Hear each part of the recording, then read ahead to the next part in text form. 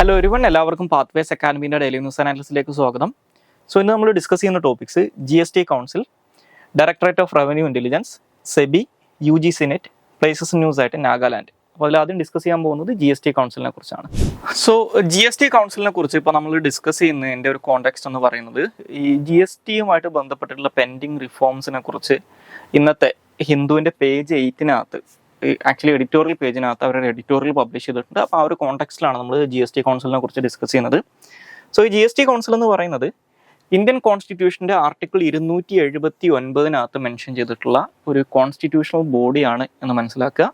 2016 Indian parliament പാസ്സാക്കിയിട്ടുള്ള 101st constitutional അമെൻമെന്റ് ആക്ടിന്റെ അടിസ്ഥാനത്തിലാണ് ഈ GSTയുമായിട്ട് ബന്ധപ്പെട്ടുള്ള പ്രൊവിഷൻസ് എല്ലാം തന്നെ കോൺസ്റ്റിറ്റ്യൂഷനകത്ത് ആഡ് ചെയ്യുന്നത്. അപ്പോൾ അതിന്റെ അടിസ്ഥാനത്തിലാണ് GST കൗൺസിൽ എസ്റ്റാബ്ലിഷ് ചെയ്യപ്പെടുന്നത്. ഇനി GST കൗൺസിലിന്റെ ഒരു കോമ്പോസിഷൻ നോക്കിക്കഴിഞ്ഞാൽ ഇതിനകത്തുള്ള ചെയർമാൻ ഉൾപ്പെടെയുള്ള എല്ലാ ആളുകളും തന്നെ എക്സ് ഒഫീഷ്യോ മെമ്പേഴ്സ് ആണെന്ന് മനസ്സിലാക്കുക, അല്ലെങ്കിൽ എക്സ് ഒഫീഷ്യോ അംഗങ്ങളാണെന്ന് മനസ്സിലാക്കുക. GST കൗൺസിൽ എന്ന് പറയുന്നത് നമുക്ക് എല്ലാവർക്കും അറിയാം, GST എന്ന് പറയുന്നത് ഇന്ത്യയിലുള്ള കേന്ദ്ര ഗവൺമെന്റും സംസ്ഥാന ഗവൺമെന്റുകളും അവരുടെ അധികാര പരിധിയിലുണ്ടായിരുന്ന കുറേ ടാക്സുകൾ പൂൾ ചെയ്തിട്ടാണ്, അല്ലെങ്കിൽ അവരുടെ ടാക്സിന്റെ മുകളിലുള്ള അധികാരങ്ങൾ ഷെയർ ചെയ്തിട്ടാണ് GST എന്ന് പറയുന്ന പുതിയൊരു ടാക്സ് സിസ്റ്റം ഇന്ത്യയിൽ ക്രിയേറ്റ് ചെയ്യുന്നത്. അപ്പോൾ അതിൻ്റെ ഭാഗമായിട്ട് സെൻറ്ററും സ്റ്റേറ്റും തമ്മിലുള്ള കോപ്പറേഷൻ എൻഷുർ ചെയ്യുന്നതിന് വേണ്ടിയിട്ടാണ് ഈ GST കൗൺസിൽ ഫോം ചെയ്യുന്നത്. അപ്പോൾ നമ്മൾ ഈ കോപ്പറേറ്റീവ് ഫെഡറലിസം എന്നൊക്കെ പറയുന്ന ഒരു കൺസെപ്റ്റിൻ്റെ കൂടെ മനസ്സിലാക്കാൻ പറ്റുന്ന ഒരു കേസാണ് ഈ GST കൗൺസിൽ എന്ന് പറയുന്നത്. അപ്പോൾ ഇനി GST കൗൺസിലിൻ്റെ കോമ്പോസിഷൻ നോക്കിക്കഴിഞ്ഞാൽ അതിൻ്റെ ചെയർപേഴ്സൺ എന്ന് പറയുന്നത് എല്ലായ്പ്പോഴും യൂണിയൻ ഫിനാൻസ് മിനിസ്റ്റർ ആയിരിക്കും. അതായത് യൂണിയൻ ഫിനാൻസ് മിനിസ്റ്റർ ആയിട്ട് ആരാണ് ഇരിക്കുന്നത് അയാൾ ഓട്ടോമാറ്റിക്കലി GST കൗൺസിലിൻ്റെ ചെയർപേഴ്സൺ ആയിട്ട് മാറും. ഇനി അതുപോലെ തന്നെ സെൻട്രൽ ഗവൺമെന്റിനെ റെപ്രസെന്റ് ചെയ്തുകൊണ്ട് മറ്റൊരു കേന്ദ്രമന്ത്രി കൂടി ഉണ്ടാവും. അതായത് ഒരു കേന്ദ്രത്തിൽ minister of state incharge of revenue അല്ലെങ്കിൽ ഫിനാൻസ്, ഇതിലേതെങ്കിലും ഒന്നിൻ്റെ ഇൻചാർജ് ഉള്ള ഒരു യൂണിയൻ മിനിസ്റ്റർ ഓഫ് സ്റ്റേറ്റും ഇതിനകത്ത് ഒരു മെമ്പറായിട്ടുണ്ടാവും. ഓക്കെ, ഇനി ഇത് കൂടാതെ ഇന്ത്യയിലുള്ള എല്ലാ സംസ്ഥാനങ്ങളിൽ നിന്നും ഒരു മന്ത്രിയും ആ സംസ്ഥാനങ്ങളെ റെപ്രസെന്റ് ചെയ്തുകൊണ്ട് GST കൗൺസിലിലെ മെമ്പർ ആയിരിക്കും. അപ്പോൾ ഐഡിയലി ആ മിനിസ്റ്റർ എന്ന് പറയുന്നത് ആ സംസ്ഥാനത്തിൽ ഫിനാൻസ് അല്ലെങ്കിൽ ടാക്സേഷനുമായിട്ട് ബന്ധപ്പെട്ടിട്ടുള്ള പോർട്ട്ഫോളിയോസ് ഡീൽ ചെയ്യുന്ന മിനിസ്റ്റർ ആയിരിക്കും. ഇനി അത് വേണമെന്ന് നിർബന്ധമല്ല. ഇതല്ലെങ്കിൽ ആ ഒരു സംസ്ഥാനത്തിനെ റെപ്രസെന്റ് ചെയ്തുകൊണ്ട് ഏതൊരു മിനിസ്റ്റർക്കും ആ സ്റ്റേറ്റ് ഗവൺമെന്റ് ഡിസൈഡ് ചെയ്യുന്നതനുസരിച്ച് GST കൗൺസിലിൽ ആ സംസ്ഥാനത്തിനെ റെപ്രസെന്റ് ചെയ്യാം. ഇനി അതുപോലെ തന്നെ ഇതിനകത്ത് ശ്രദ്ധിക്കേണ്ട ഒരു കേസ് എന്ന് പറയുന്നത് ഇവിടെ സ്റ്റേറ്റ് എന്നുള്ള ടേം കൊണ്ട് ഉദ്ദേശിക്കുന്നത് ഇന്ത്യയിലുള്ള 28 സംസ്ഥാനങ്ങളെ മാത്രമല്ല, GST കൗൺസിലിൻ്റെ അല്ലെങ്കിൽ GSTയുടെ കോണ്ടെക്സ്റ്റിനകത്ത് ഡൽഹിയും പുതുച്ചേരിയും സ്റ്റേറ്റുകളായിട്ടാണ് കൺസിഡർ ചെയ്യപ്പെടുന്നത് എന്നുകൂടി അറിഞ്ഞിരിക്കുക. ഇനി GST കൗൺസിലിൻ്റെ ഫംഗ്ഷൻ എന്ന് പറയുന്നത് ഒരുപാട് കാര്യങ്ങൾ ഇവരുടെ ഫംഗ്ഷൻസ് ആയിട്ട് പറയുന്നുണ്ട്. അപ്പോൾ നമ്മൾ അതെല്ലാതും ഡീറ്റെയിൽഡ് ആയിട്ട് പറയുന്നില്ല, ജസ്റ്റ് ഒരു ഓവറോൾ അല്ലെങ്കിൽ ഏറ്റവും സിംപ്ലിഫൈ ചെയ്ത് പറഞ്ഞു കഴിഞ്ഞാൽ GSTയുമായിട്ട് ബന്ധപ്പെട്ടിട്ടുള്ള കാര്യങ്ങളിൽ ഡിസിഷൻസ് എടുക്കലാണ്. അതായത് സെൻട്രലിൻ്റെയും യൂണിയൻ്റെയും അതുപോലെ തന്നെ സ്റ്റേറ്റുകളിലൊക്കെ ആയിട്ട് ബന്ധപ്പെട്ട് GSTയുമായിട്ട് ബന്ധപ്പെട്ടിട്ടുള്ള കാര്യങ്ങളിൽ തീരുമാനങ്ങൾ എടുക്കലാണ് GST കൗൺസിലിൻ്റെ ജോലി അല്ലെങ്കിൽ അവരുടെ ഉത്തരവാദിത്തം എന്ന് പറയുന്നത്. ഇനി GST കൗൺസിലിനകത്ത് എന്ത് തീരുമാനങ്ങൾ എടുക്കണമെങ്കിലും അതൊരു 3/4 മെജോറിറ്റിയിൽ മാത്രമേ എടുക്കാൻ പറ്റൂ. അതായത് അറ്റ്ലീസ്റ്റ് GST കൗൺസിലിനകത്തുള്ള ടോട്ടൽ വോട്ടുകളിൽ 75% വോട്ടുകൾ സപ്പോർട്ടീവായിട്ട് കിട്ടിയാൽ മാത്രമേ ഒരു തീരുമാനം എടുക്കാൻ പറ്റൂ. ഇനി GST കൗൺസിലിനകത്തുള്ള വോട്ട് ഷെയർ നോക്കിക്കഴിഞ്ഞാൽ GST കൗൺസിലിനകത്ത് ഒരിക്കലും 1 person 1 vote എന്നുള്ള സമ്പ്രദായം അല്ല ഉള്ളത്, പകരം വെയ്റ്റഡ് വോട്ടിംഗ് മെത്തേഡാണ്. അതായത് ഈ പറയുന്ന സംസ്ഥാനങ്ങൾക്കും കേന്ദ്രത്തിനൊക്കെ ഒരു specific percentage of votes allocate ചെയ്ത് കൊടുത്തിട്ടുണ്ട്. അതായത് GST കൗൺസിലിൻ്റെ ടോട്ടൽ വോട്ടിൻ്റെ 1/3% ഓഫ് ദി വോട്ട്സ് അല്ലെങ്കിൽ 33.33% വോട്ട്സ് എന്ന് പറയുന്നത് സെൻട്രൽ ഗവൺമെന്റിന്റെ കയ്യിലാണ്. ബാക്കിയുള്ള 2/3 വോട്ട്സ് അല്ലെങ്കിൽ 66.66% എന്ന് പറയുന്നത് ഇന്ത്യയിലുള്ള സംസ്ഥാനങ്ങൾക്കിടയിൽ ഈക്വലി ഡിവൈഡഡ് ആണ്. അപ്പോൾ ഒരിക്കലും ഇന്ത്യയിലുള്ള എല്ലാ സംസ്ഥാനങ്ങളും കൂടി ചേർന്നിട്ടൊരു തീരുമാനം എടുത്ത് അത് സെൻട്രൽ ഒപ്പോസ് ചെയ്ത് കഴിഞ്ഞാൽ അത് GST കൗൺസിലിന് പാസ്സാക്കാൻ പറ്റില്ല. സെൻട്രൽ ഗവൺമെന്റ് മാത്രം വിചാരിച്ചാലും GST കൗൺസിലിൽ ഒന്നും ചെയ്യാൻ പറ്റില്ല. അപ്പോൾ അതുകൊണ്ട് തന്നെ ഈ സംസ്ഥാനങ്ങളും കേന്ദ്രവും തമ്മിൽ ഏതെങ്കിലും തരത്തിൽ ഒരു റീകൺസിലിയേഷനിൽ എത്തി അല്ലെങ്കിൽ ഏതെങ്കിലും തരത്തിൽ ഒരു നെഗോഷിയേറ്റഡ് സെറ്റിൽമെന്റിൽ എത്തിയാൽ മാത്രമേ, അല്ലെങ്കിൽ ഏതെങ്കിലും തരത്തിൽ ഒരുമിച്ച് ഒരു കാര്യം തീരുമാനിച്ചാൽ മാത്രമേ GST കൗൺസിലിനകത്ത് ആ തീരുമാനം നടപ്പിലാക്കാൻ പറ്റൂ. അതുകൊണ്ടാണ് ഇത് ഒരു ഫോഴ്സ്ഫുൾ ആയിട്ടുള്ള കോപ്പറേറ്റീവ് ഫെഡറലിസം എൻഷുർ ചെയ്യുന്ന ഒരു കാര്യമാണെന്നൊക്കെ ചില ആൾക്കാർ പറയാറുള്ളത്. ഇനി ഇതിൻ്റെ നെഗറ്റീവ് സൈഡ് എന്താണെന്ന് വെച്ച് കഴിഞ്ഞാൽ GST കൗൺസിലിനകത്ത് സെൻട്രൽ ഗവൺമെന്റിന് എഫക്റ്റീവ് വീറ്റോ പവർ ഉണ്ട്. കാരണം ഈ GST കൗൺസിലിനകത്ത് ഇന്ത്യയിലുള്ള എല്ലാ സംസ്ഥാനങ്ങളും കൂടി ചേർന്നിട്ടൊരു തീരുമാനം എടുത്താലും സെൻട്രൽ ഗവൺമെന്റ് മാത്രം അതിനെ ഒപ്പോസ് ചെയ്ത് കഴിഞ്ഞാൽ ആ തീരുമാനം നടപ്പിലാക്കാൻ പറ്റില്ല. കാരണം സ്റ്റേറ്റുകളുടെ കയ്യിലുള്ള വോട്ട് ഷെയർ ഇത്ര മാത്രമേ ഉള്ളൂ, അല്ലെങ്കിൽ 2/3 വോട്ട് മാത്രമേ അവരുടെ കയ്യിലുള്ളൂ എന്നുള്ളത്. അപ്പം അങ്ങനെ നെഗറ്റീവ് സൈഡും കൂടി അതിനുണ്ടെന്ന് മനസ്സിലാക്കുക. ഇനി നമുക്ക് അടുത്തതായിട്ട് ഡിസ്കസ് ചെയ്യാനുള്ള ടോപ്പിക്ക് DRI അല്ലെങ്കിൽ ഡയറക്ടറേറ്റ് ഓഫ് റവന്യൂ ഇന്റലിജൻസിനെ കുറിച്ചാണ്.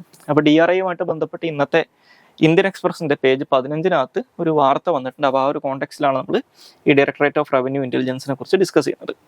സോ ഈ ഡയറക്ടറേറ്റ് ഓഫ് റവന്യൂ ഇന്റലിജൻസ് എന്ന് പറയുന്നത് 1957 എസ്റ്റാബ്ലിഷ് ചെയ്യപ്പെട്ടിട്ടുള്ള നമ്മുടെ ഇന്ത്യയിൽ ഈ റവന്യൂവുമായിട്ട് ബന്ധപ്പെട്ട അല്ലെങ്കിൽ സ്മഗ്ലിംഗ് ആക്ടിവിറ്റീസ് അല്ലെങ്കിൽ ഫിനാൻസുമായിട്ട് ബന്ധപ്പെട്ടുള്ള കാര്യങ്ങളിലുള്ള അപ്പെക്സ് ഇന്റലിജൻസ് ഏജൻസിയാണെന്ന് മനസ്സിലാക്കുക. അതായത് ഇന്ത്യയിലെ ഒരു ഹയസ്റ്റ് ആന്റി സ്മഗ്ലിംഗ് ഏജൻസിയാണ് ഈ ഡയറക്ടറേറ്റ് ഓഫ് റവന്യൂ ഇന്റലിജൻസ് എന്ന് പറയുന്നത്. ഇത് central board of indirect taxes and കസ്റ്റംസിന്റെ കീഴിലാണ് പ്രവർത്തിക്കുന്നത്. മിനിസ്ട്രി ഓഫ് ഫിനാൻസിന്റെ കീഴിലാണ് ഈ central board of indirect taxes and customs ഉള്ളത്. അതിന്റെ കീഴിലാണ് ഈ ഡയറക്ടറേറ്റ് ഓഫ് റവന്യൂ ഇന്റലിജൻസ് ഉള്ളത്. അപ്പോൾ ഇതൊരു ഇന്റലിജൻസ് ഏജൻസിയാണെന്ന് മനസ്സിലാക്കി അവരുടെ ഹെഡ് ക്വാർട്ടേഴ്സ് ലൊക്കേറ്റ് ചെയ്തിട്ടുള്ളത് ന്യൂഡൽഹിയിലാണ്. അപ്പോൾ ഇനീഷ്യലി 1957 DRI ക്രിയേറ്റ് ചെയ്യപ്പെടുന്ന സമയത്ത് ഇവരുടെ പ്രധാനപ്പെട്ട ജോലി എന്ന് പറയുന്നത് ഗോൾഡ് സ്മഗ്ലിങ്ങുമായിട്ട് ബന്ധപ്പെട്ടിട്ടുള്ള കാര്യങ്ങളിൽ നടപടികൾ എടുക്കുക, അല്ലെങ്കിൽ ഗോൾഡ് സ്മഗ്ലിങ്ങിനെ കുറിച്ചിട്ടുള്ള ഇന്റലിജൻസ് കളക്ട് ചെയ്യുക, അതിനകത്ത് ഈ ഗോൾഡ് സ്മഗ്ലിംഗ് തടയാൻ വേണ്ടിയിട്ടുള്ള നടപടികൾ എടുക്കുക എന്നുള്ളതൊക്കെ ആയിരുന്നു. പക്ഷെ പിന്നീട് കാലാന്തരങ്ങളിൽ കൂടുതൽ, അതായത് മറ്റുള്ള കോൺട്രാബാൻഡുകളിലേക്കും അതുപോലെ തന്നെ നാർക്കോട്ടിക്സൊക്കെ ആയിട്ട് ബന്ധപ്പെട്ടിട്ടുള്ള കാര്യങ്ങളിലേക്കും അതുപോലെ തന്നെ ഫേക്ക് കറൻസി ആയിട്ട് കൗണ്ടർഫിറ്റ് കറൻസി ആയിട്ട് ബന്ധപ്പെട്ടുള്ള കാര്യങ്ങളിലേക്കൊക്കെയുള്ള അധികാരം ഇവർക്ക് കിട്ടുന്നുണ്ട്. അപ്പം നിലവിലെ അവസ്ഥയിൽ ഇവരുടെ പ്രധാനപ്പെട്ട ജോലികൾ എന്ന് പറയുന്നത് ഒന്ന്, നമ്മുടെ ഇന്ത്യയിലേക്കുള്ള കോൺട്രാബാൻഡ്സിന്റെ അല്ലെങ്കിൽ നിരോധിക്കപ്പെട്ടിട്ടുള്ള സാധനങ്ങളുടെ സ്മഗ്ലിങ് തടയുക. ഓക്കെ, അതുപോലെ തന്നെ ഈ നികുതി വെട്ടിച്ചുകൊണ്ടുള്ള സ്വർണ്ണക്കടത്ത് ഇങ്ങനെയുള്ള കാര്യങ്ങളൊക്കെ തടയുക എന്നുള്ളതാണ്. ഓക്കെ, അതുപോലെ തന്നെ drug trafficking, illicit international trade in wildlife and എൻവയോൺമെന്റലി സെൻസിറ്റീവ് ഐറ്റംസ്, ഓക്കെ, അതുപോലെ തന്നെ കൊമേഴ്ഷ്യൽ ഫ്രോഡുകൾ, ഇന്റർനാഷണൽ ട്രേഡ് ആയിട്ട് ബന്ധപ്പെട്ടിട്ടുള്ള കൊമേഴ്ഷ്യൽ ഫ്രോഡുകൾ, ഇതൊക്കെ തടയുക എന്നുള്ളതാണ് ഇവരുടെ പ്രധാനപ്പെട്ട ജോലി എന്ന് പറയുന്നത്. ഇനി ഈ DRIനെ ഹെഡ് ചെയ്യുന്നത് ഒരു ഡയറക്ടർ ജനറൽ ആയിരിക്കും.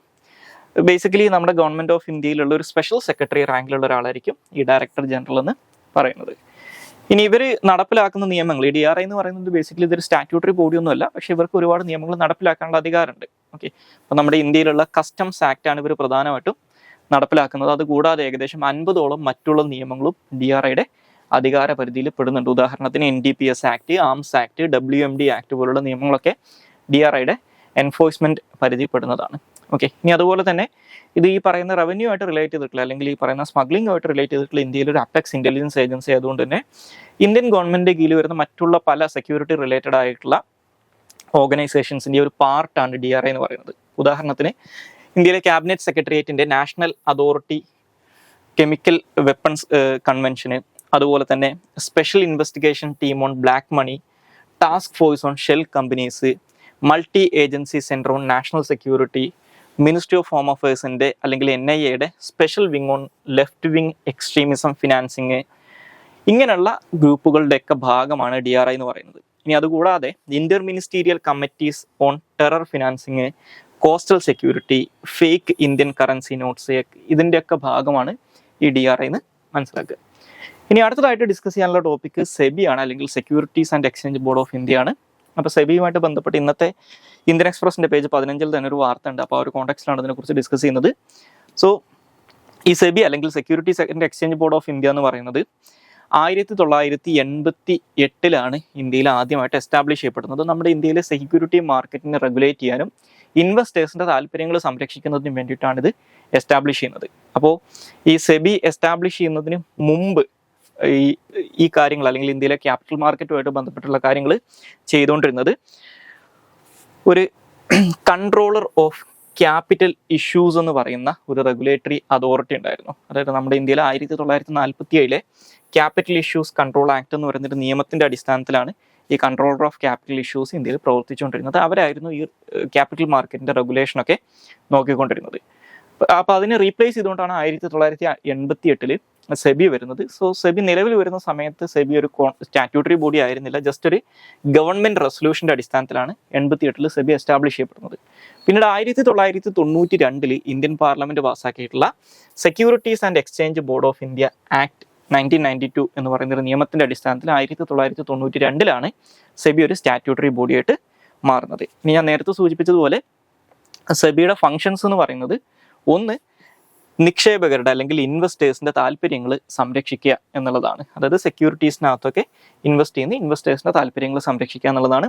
രണ്ടാമതായിട്ട് ഇന്ത്യയുടെ സെക്യൂരിറ്റീസ് മാർക്കറ്റിനെ പ്രൊമോട്ട് ചെയ്യുക, അതുപോലെ തന്നെ അതിനെ റെഗുലേറ്റ് ചെയ്യുക, അല്ലെങ്കിൽ പ്രധാനമായിട്ടും സെക്യൂരിറ്റീസ് മാർക്കറ്റിനെ റെഗുലേറ്റ് ചെയ്യുക എന്നുള്ളതാണ് ഇവരുടെ രണ്ടാമത്തെ ഫംഗ്ഷൻ എന്ന് പറയുന്നത്. ഇനി സെബിയുടെ ഹെഡ് ക്വാർട്ടേഴ്സ് ലൊക്കേറ്റ് ചെയ്തിട്ടുള്ളത് മുംബൈയിലാണ്. ഇതുകൂടാതെ ഇവർക്ക് അഹമ്മദാബാദ്, കൊൽക്കത്ത, ചെന്നൈ, ഡൽഹി എന്നുള്ള മേഖലകളിലും റീജിയണൽ ഓഫീസസ് ഉണ്ട്. ഇനി സെബിയുടെ ഒരു കോമ്പോസിഷൻ നോക്കിക്കഴിഞ്ഞാൽ സെബിക്കൊരു ബോർഡ് ഉണ്ട്. അവരാണ് ഇതിൻ്റെ അപ്പെക്സ് ഡിസിഷൻ മേക്കിംഗ് ബോഡി എന്ന് പറയുന്നത്. ആ ബോർഡിന് ഒരു ചെയർമാൻ ഉണ്ടാവും. അതുപോലെ തന്നെ കുറേ whole time and part time മെമ്പേഴ്സും സെബിയുടെ ഭാഗമായിട്ടുണ്ട്. ഇനി അതുപോലെ തന്നെ ഈ സെബി ഒരു ക്വാസി ജുഡീഷ്യൽ ബോഡി കൂടിയാണ്. അതായത് ഈ പറയുന്ന സെക്യൂരിറ്റീസ് മാർക്കറ്റിൻ്റെ റെഗുലേഷൻസുമായിട്ട് ബന്ധപ്പെട്ട് പരാതികൾ കേൾക്കാനും അതിനകത്ത് തീരുമാനങ്ങൾ എടുക്കാനുള്ള അധികാരം സെബിക്കുണ്ട്. അപ്പോൾ സെബി എടുക്കുന്ന ഈ തീരുമാനങ്ങളെ സെക്യൂരിറ്റീസ് അപ്പലേറ്റ് ട്രിബ്യൂണൽ എന്ന് പറയുന്ന, അല്ലെങ്കിൽ SIT എന്ന് പറയുന്ന ഒരു ട്രിബ്യൂണൽ ഉണ്ട്. ആ ട്രിബ്യൂണലിനകത്ത് നമുക്ക് അപ്പീൽ കൊടുക്കാൻ പറ്റും. അതായത് സെബിയുടെ ഡിസിഷൻസിനെ ഈ SITയിൽ ചോദ്യം ചെയ്യാൻ പറ്റും. SITയുടെ ഡിസിഷനെ സുപ്രീം കോടതിയിലും ചോദ്യം ചെയ്യാം. ഇനി SIT എന്ന് പറയുന്നത് ഒരു പ്രിസൈഡിംഗ് ഓഫീസറും മറ്റ് 2 മെമ്പേഴ്സ് ഉൾപ്പെടുന്ന ഒരു അപ്പലേറ്റ് ട്രിബ്യൂണലാണ് മനസ്സിലാക്കുക. ഇനി അടുത്തതായിട്ട് ഡിസ്കസ് ചെയ്യാനുള്ള ടോപ്പിക്ക് UGC നെറ്റിനെ കുറിച്ചാണ്. അപ്പോൾ UGC നെറ്റിനെ കുറിച്ച് ഡിസ്കസ് ചെയ്യാനുള്ള കാരണം നിങ്ങൾക്ക് എല്ലാവർക്കും മനസ്സിലാക്കാം. അപ്പോൾ ഈ നീറ്റ് എക്സാമുമായിട്ട് ബന്ധപ്പെട്ടുള്ള കോൺട്രവേഴ്സീസ് നടക്കുന്നതിൻ്റെ തൊട്ട് പിന്നാലെയാണ് ഈ കഴിഞ്ഞ ദിവസങ്ങളിൽ നടത്തിയിട്ടുണ്ടായിരുന്ന UGC നെറ്റ് എക്സാമിനേഷൻ. അതിനകത്ത് ചില ഇറഗുലാരിറ്റീസ് അല്ലെങ്കിൽ ചില ഫോൾ പ്ലേസ് കണ്ടെത്തിയത് കാരണം UGC ക്യാൻസൽ ചെയ്തിട്ടുണ്ടായിരുന്നത്. അപ്പോൾ ഇത് വലിയ വിവാദത്തിന് കാരണമായിട്ടുണ്ട്. അപ്പോൾ ഇതുമായിട്ട് ബന്ധപ്പെട്ട് ഇന്നത്തെ ഇന്ത്യൻ എക്സ്പ്രസിൻ്റെ പേജ് 18 ഇന്ത്യയിൽ നടത്തുന്ന ഈ UGC നെറ്റ് എക്സാമിനെ കുറിച്ചിട്ടുള്ള ഒരു എക്സ്പ്ലെയിനർ ആർട്ടിക്കിൾ അവർ പബ്ലിഷ് ചെയ്തിട്ടുണ്ട്. അപ്പോൾ ആ ഒരു കോണ്ടെക്സ്റ്റിലാണ് നമ്മൾ ഇതിനെക്കുറിച്ച് ഡിസ്കസ് ചെയ്യുന്നത്. സോ ഈ UGC നെറ്റ് എക്സാമിനേഷൻ എന്ന് പറയുന്നത് നമ്മുടെ ഇന്ത്യയിലെ യൂണിവേഴ്സിറ്റി ഗ്രാൻസ് കമ്മീഷന് വേണ്ടിയിട്ട് നാഷണൽ ടെസ്റ്റിംഗ് ഏജൻസി കണ്ടക്ട് ചെയ്യുന്ന ഒരു നേഷൻ വൈഡ് എൻട്രൻസ് ഒരു എലിജിബിലിറ്റി ടെസ്റ്റ് ആണെന്ന് മനസ്സിലാക്കുക. അതായത് നമ്മുടെ ഇന്ത്യയിലുള്ള പോസ്റ്റ് ഗ്രാജുവേറ്റ് സ്റ്റുഡൻസിന് അല്ലെങ്കിൽ പോസ്റ്റ് ഗ്രാജുവേഷൻ കഴിഞ്ഞിട്ടുള്ള ആളുകൾക്ക് junior research fellowship JRF award ചെയ്യാനും അതുപോലെ തന്നെ അസിസ്റ്റന്റ് പ്രൊഫസർ സ്ഥാനത്തേക്കുള്ള ക്വാളിഫിക്കേഷൻ ഡിസൈഡ് ചെയ്യുന്നതിനും വേണ്ടിയിട്ട്, അതുപോലെ തന്നെ ഇന്ത്യയിലെ ഡിഫറെൻറ്റ് യൂണിവേഴ്സിറ്റീസിലും കോളേജസിലുള്ള PhD അഡ്മിഷനൊക്കെ വേണ്ടിയിട്ട് നമ്മുടെ NTA UGCക്ക് വേണ്ടി നടത്തുന്ന ഒരു എക്സാമിനേഷനാണ് നാഷണൽ എലിജിബിലിറ്റി ടെസ്റ്റ് എന്ന് പറയുന്നത്. അപ്പോൾ നിലവിൽ 83 സബ്ജക്റ്റുകളിലാണ് ഈ പറയുന്ന UGC നെറ്റ് എക്സാമിനേഷൻ കണ്ടക്ട് ചെയ്യുന്നത്. 2018 വരെ UGC നെറ്റ് എക്സാമിനേഷൻ കണ്ടക്ട് ചെയ്തുകൊണ്ടിരുന്നത് CBSE ആയിരുന്നു. 18 ഡിസംബർ തൊട്ട് അത് NTA അല്ലെങ്കിൽ നാഷണൽ ടെസ്റ്റിംഗ് ഏജൻസി നടത്തിക്കൊണ്ടിരിക്കുന്നു. അപ്പോൾ നിലവിൽ ഈ UGC നെറ്റ് എക്സാമിനേഷൻ എന്ന് പറയുന്നത് വർഷത്തിൽ 2 പ്രാവശ്യമാണ് കണ്ടക്ട് ചെയ്യുന്നത്. ജൂൺ മാസത്തിലും ഡിസംബർ മാസത്തിലുമാണ് ഇത് കണ്ടക്ട് ചെയ്യുന്നത്. CBT മോഡിലാണ് ഈ എക്സാമിനേഷൻ നടത്തുന്നത്. ഇനി നമുക്ക് ഏറ്റവും അവസാനമായിട്ട് ഡിസ്കസ് ചെയ്യാനുള്ള ടോപ്പിക്ക് പ്ലേസസ് ഇൻ ന്യൂസ് ആണ്. പ്ലേസസ് ഇൻ ന്യൂസ് ആയിട്ട് ഡിസ്കസ് ചെയ്യുന്നത് നാഗാലാൻഡ് ആണ്. സോ നാഗാലാൻഡ് എന്ന് പറയുന്നത് ഇന്ത്യയുടെ നോർത്ത് ഈസ്റ്റിൽ ലൊക്കേറ്റ് ചെയ്തിട്ടുള്ള നമ്മൾ 7 സിസ്റ്റേഴ്സ് എന്നൊക്കെ വിളിക്കുന്ന 7 സംസ്ഥാനങ്ങളുണ്ട്. ആ 7 സംസ്ഥാനങ്ങളിലൊന്നാണ് നാഗാലാൻഡ് എന്ന് പറയുന്നത്. നാഗാലാൻഡിൻ്റെ അതിർത്തി മേഖലകൾ നോക്കിക്കഴിഞ്ഞാൽ നാഗാലാൻഡിൻ്റെ വെസ്റ്റേൺ സൈഡിലായിട്ട് കിടക്കുന്നത് അസാമാണ്. നോർത്തിലും അസാമിൻ്റെ ചില പാർട്ടുകളും അരുണാചൽ പ്രദേശുമാണ് ഇവരുടെ നോർത്തിൽ ഉള്ളത്. ഇവരുടെ ഈസ്റ്റേൺ സൈഡിലായിട്ട് മ്യാൻമാർ അല്ലെങ്കിൽ ബർമ്മ എന്ന് പറയുന്ന, പണ്ട് ബർമ്മ എന്ന് വിളിച്ചിരുന്ന ഇന്ന് മ്യാൻമാർ എന്ന് വിളിക്കുന്ന രാജ്യമുണ്ട്. അതുപോലെ തന്നെ സദേൺ സൈഡിലായിട്ട് മണിപ്പൂരാണ് ഉള്ളത്. ഇനി നാഗാലാൻഡ് എന്ന് പറയുന്നത് ഇന്ത്യയിൽ നമ്മൾ ടെറിട്ടറി വൈസ് നോക്കിക്കഴിഞ്ഞാലും പോപ്പുലേഷൻ വൈസ് നോക്കിക്കഴിഞ്ഞാലും വൺ ഓഫ് ദി സ്മോളസ്റ്റ് സ്റ്റേറ്റുകളിലൊന്നാണ്, ഏറ്റവും ചെറിയ സംസ്ഥാനങ്ങളിലൊന്നാണ് നാഗാലാൻഡ് എന്ന് പറയുന്നത്. പക്ഷേ ഇന്ത്യയിൽ വലിയ രീതിയിലുള്ള കൾച്ചറൽ ഡൈവേഴ്സിറ്റി ഉള്ള, അതുപോലെ തന്നെ വലിയ രീതിയിലുള്ള ബയോഡൈവേഴ്സിറ്റി ഉള്ള സംസ്ഥാനങ്ങളിലൊന്നാണ് നാഗാലാൻഡ് എന്ന് പറയുന്നത്. അപ്പോൾ ഈ നാഗാലാൻഡിലുള്ള ആളുകളെയൊക്കെ നമ്മൾ കോമൺലി നാഗാസ് എന്ന് വിളിക്കുമെങ്കിലും വളരെ ഡിസ്റ്റിങ്ക്റ്റ് ആയിട്ടുള്ള ഐഡൻറ്റിറ്റി ഉള്ള ഏകദേശം 17ഓളം മേജർ ട്രൈബ്സും അതിൽ കൂടുതൽ സബ് ട്രൈബ്സും നാഗാലാൻഡിലുണ്ട്. ഇപ്പോൾ ഈ അങ്കമി എന്നൊക്കെ പറയുന്നത് നാഗാലാൻഡിലെ പ്രധാനപ്പെട്ട ഒരു ട്രൈബൽ കമ്മ്യൂണിറ്റിയാണ്. ഇനി ഈ നാഗാലാൻഡിൻ്റെ സ്റ്റേറ്റ് അനിമൽ എന്ന് പറയുന്നത് മിഥുൻ എന്ന് പറയുന്ന ഒരു സെമി ഡൊമസ്റ്റിക്കേറ്റഡ് ആയിട്ടുള്ള ഇന്ത്യൻ ഗൗർ വിഭാഗത്തിൽപ്പെടുന്ന ഒരു, നമ്മൾ ഈ വൈൽഡ് ബഫല്ലോ എന്നൊക്കെ പറയുന്ന അല്ലെങ്കിൽ കാട്ടുപോത്ത് എന്നൊക്കെ പറയുന്ന വിഭാഗത്തിൽപ്പെടുന്ന ഒരു സെമി ഡൊമസ്റ്റിക്കേറ്റഡ് അനിമലാണ്. ഓക്കെ, അതുപോലെ തന്നെ നാഗാലാൻഡിലെ ബയോഡൈവേഴ്സിറ്റി നോക്കിക്കഴിഞ്ഞാൽ നാഗാലാൻഡിൻ്റെ ടോട്ടൽ ഏരിയയുടെ ഏകദേശം 1/6 ഏരിയയും ഈ പറയുന്ന tropical and subtropical evergreen ഫോറസ്റ്റുകളാണ് ഉള്ളത്. അപ്പോൾ അതിൽ തന്നെ പറയാറുള്ളത് ഇവരുടെ ഒരു 20% കൂടുതൽ വരുന്ന ഏരിയയും വുഡഡ് ഫോറസ്റ്റ് ആണ്, ഡിഫറെൻറ്റ് കാറ്റഗറി പെടുന്ന വുഡഡ് ഫോറസ്റ്റുകളാണെന്ന് പറയാറുണ്ട്. ഓക്കെ, ഇനി അതുപോലെ തന്നെ ടാങ്കി നാഷണൽ പാർക്ക്, അതുപോലെ തന്നെ Pulie Badze wildlife sanctuary, Fakim wildlife sanctuary, അതുപോലെ തന്നെ റംഗ പഹാർ റിസർവ്, ഇതൊക്കെയാണ് നാഗാലാൻഡിലെ പ്രധാനപ്പെട്ട വൈൽഡ് ലൈഫ് സാങ്ച്വറീസും അതുപോലെ തന്നെ നാഷണൽ പാർക്കുകളെന്ന് പറയുന്നത്. സോ ഇത്രയും കാര്യങ്ങളാണ് ഇന്നത്തെ ഡെയിലി ന്യൂസ് അനാലിസിനകത്ത് ഡിസ്കസ് ചെയ്യാനുള്ളത്. Thank you all.